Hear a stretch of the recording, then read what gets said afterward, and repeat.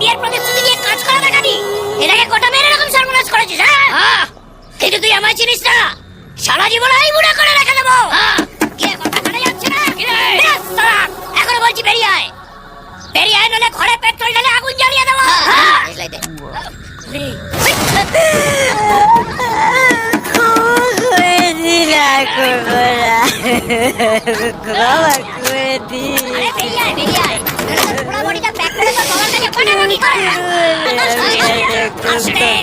বলছি কি ভেবেছিস তুই?